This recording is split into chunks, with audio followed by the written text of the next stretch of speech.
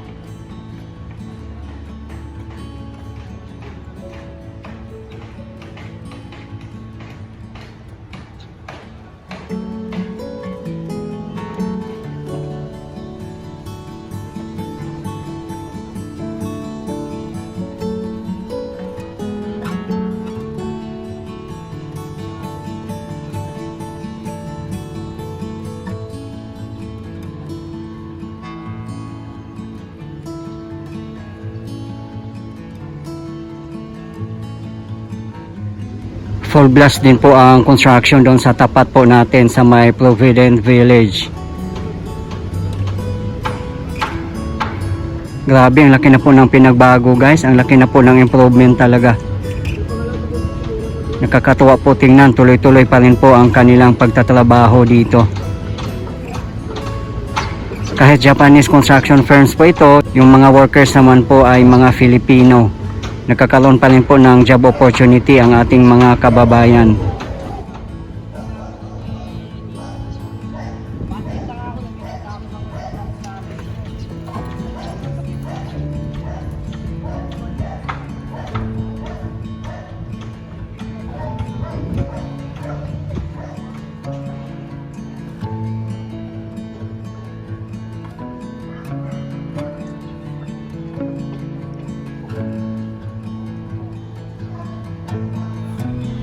Ayan lang po sa tapat natin ang Barangay Kalumpang segment.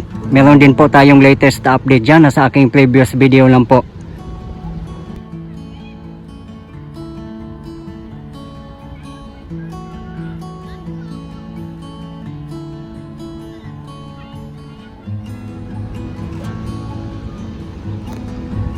Nasa baba po natin ang Marikina Riverbanks at Manggahan Floodway in Pasig City. Meron din po tayong update doon na sa aking previous video lang po.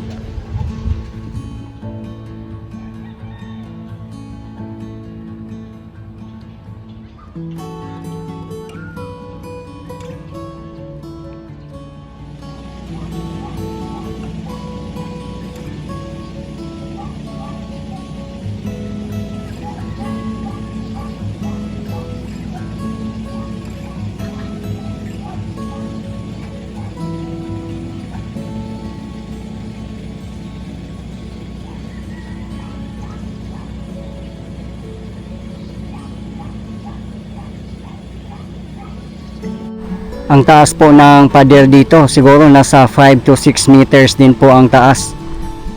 Low lying area po kasi dito at dapat lang po talaga taasan nila yung flood control para hindi na po sila basta-basta babahain. Lalo na dyan sa may side ng Provident Village, ayan po sa tapat natin.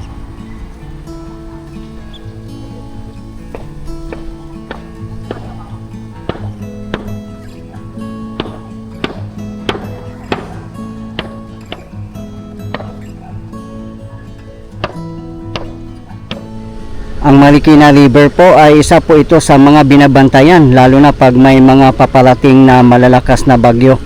Kasi low lying area po dito at napakalaking tulong po ito sa mga kababayan natin dito pag matapos na po yung kabuuang project.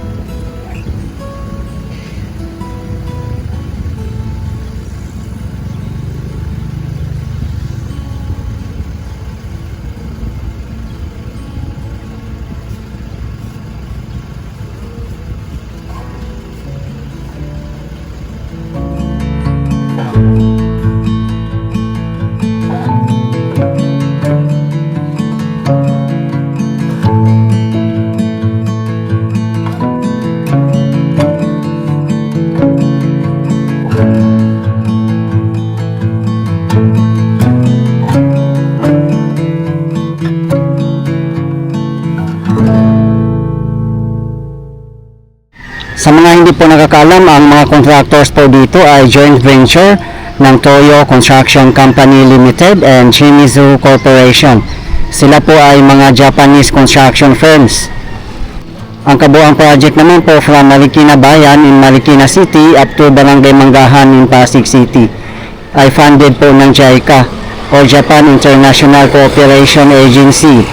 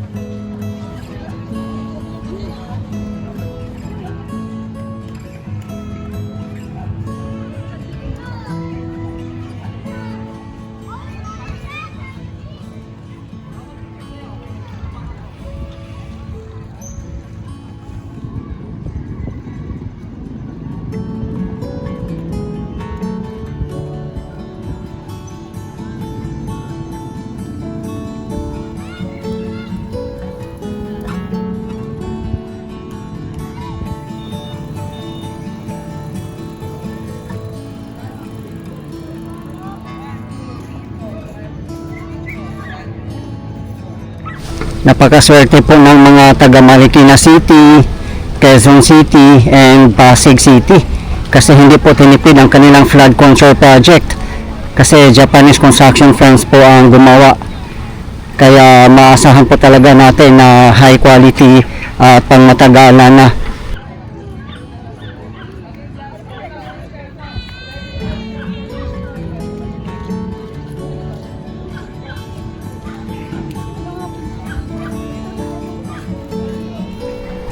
Ito po yung dating elevation niya.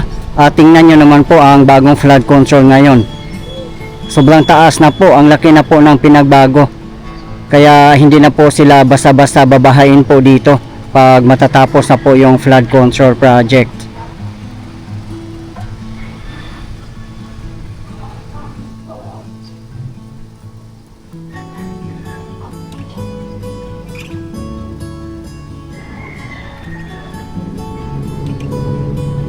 Yung mga natitirang lupa po dito, tatanggalin po nila yan. At magkakaroon din po ng dredging at the same time. Temporary lang po yung mga lupa yan kasi ginagamit din po nila yan as yard or working area.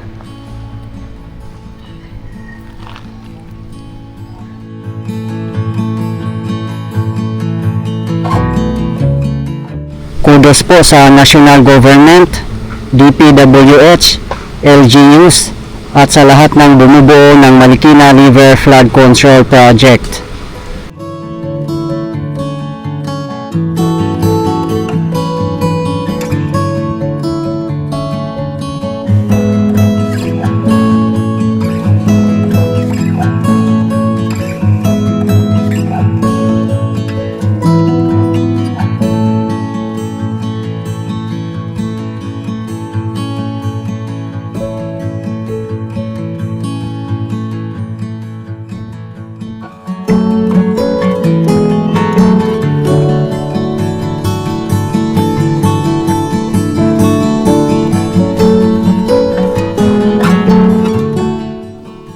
Ito na po yung pinaka-flooring niya. I think ito na po yung final niya.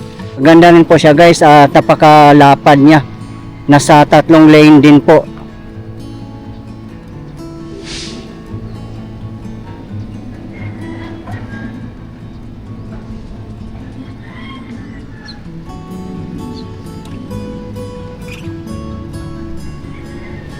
Dati naman, lalo na kung magdi-December, ay marami pong mga bazaar dito.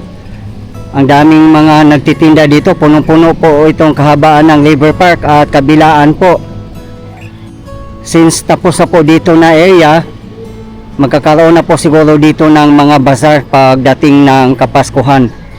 At abangan na lang po natin guys. Dati ito po yung pinakapasyalan dito sa bayan ng Marikina. Dinadagsa po talaga to ng mga turista. Hindi lang po mga locals ang namamasyal dito, kundi mga galing pa sa iba't ibang mga lugar.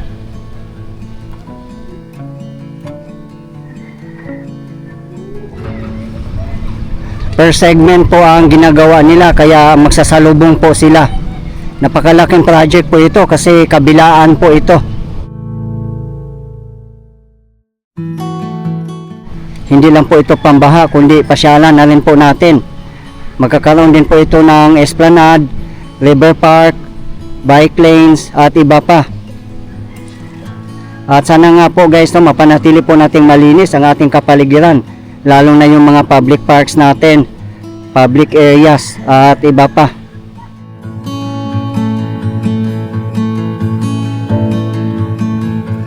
Yung statue naman po na yan ay si Marikit. Sobrang tagal na po niya yan nakatayo. Ang dami na po mga baha at bagyo ang dinaanan yan. But still nakatayo pa rin po siya. Ganun po katibay ang kanyang foundation.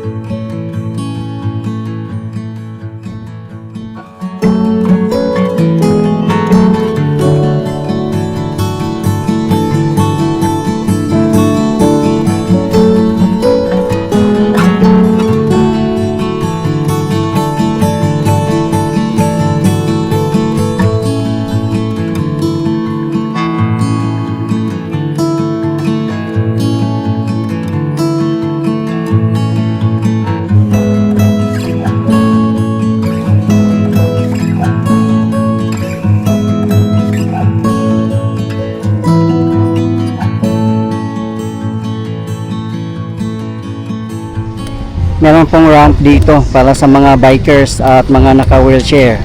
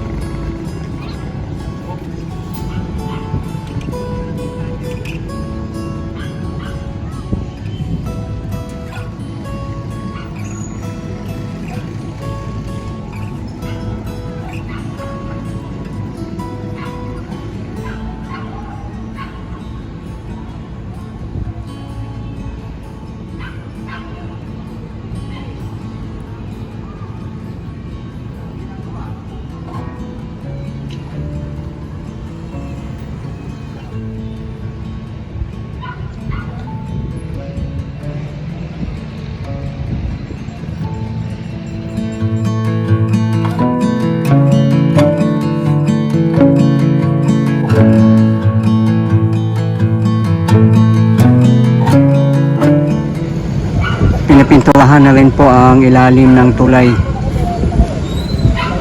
At under rehabilitation din po siya.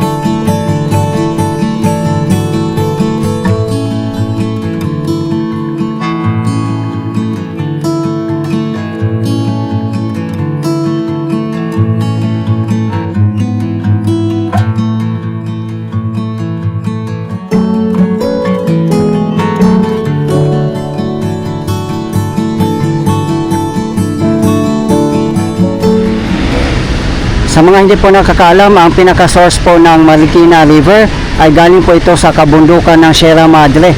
Nandoon po sa taas natin.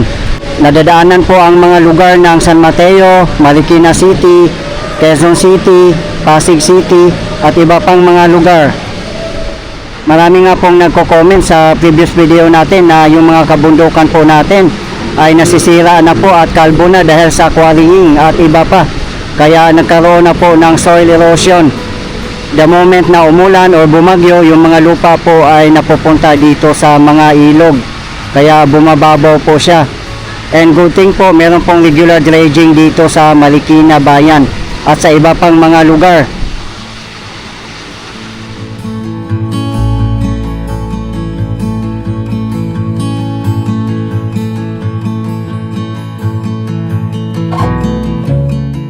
Okay guys, ito po yung latest update natin ngayon dito sa ongoing construction ng flood control project in Marikina City as of today, April 22, 2026. Maraming salamat po sa patuloy yung support at panonood ng aking mga videos.